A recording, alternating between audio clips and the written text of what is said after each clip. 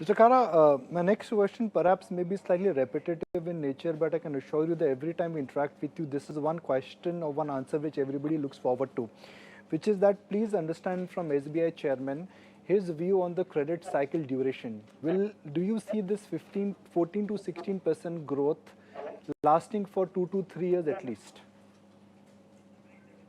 Well, of course, the kind of growth trajectory which is charted out for the economy, there is, I would say that there is a very, very fair chance of the system to witness this kind of a growth.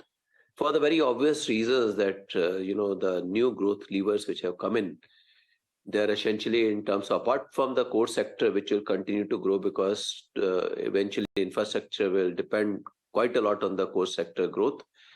And that will also create demand for the core sector product. So that is one part of the story. But the other part of the story is that renewable energy, EVs, batteries, and when it comes to the new gen manufacturing, which is essentially in terms of which is induced on account of the PLI, and also on account of the fact that India offers an opportunity for a resilient supply chain.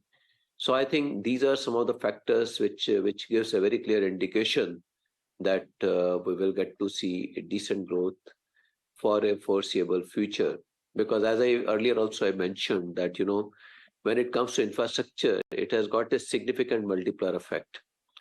So that is something which will also drive a lot of demand in the economy, which will also, core sector, industrial growth will drive the demand for the consumer goods, will also drive demand for the agriculture. Lot many newer and more advanced agricultural technologies are being adopted in the economy.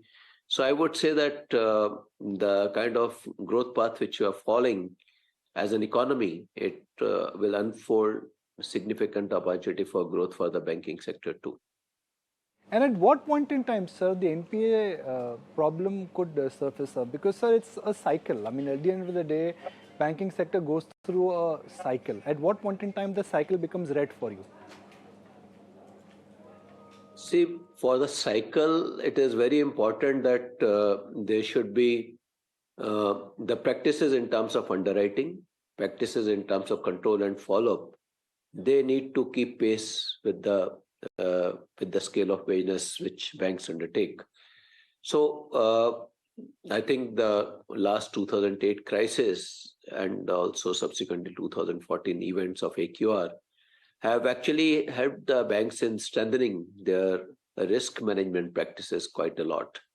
And in the meanwhile, in the ecosystem, there are various developments which have taken place.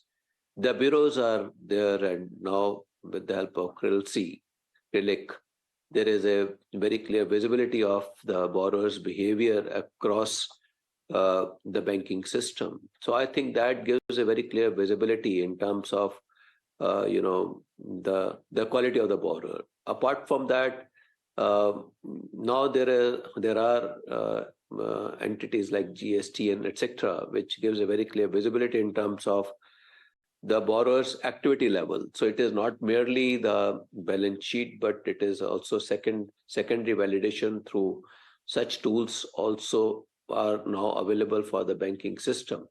So I think overall, all this has helped in terms of strengthening the underwriting practices of the banks.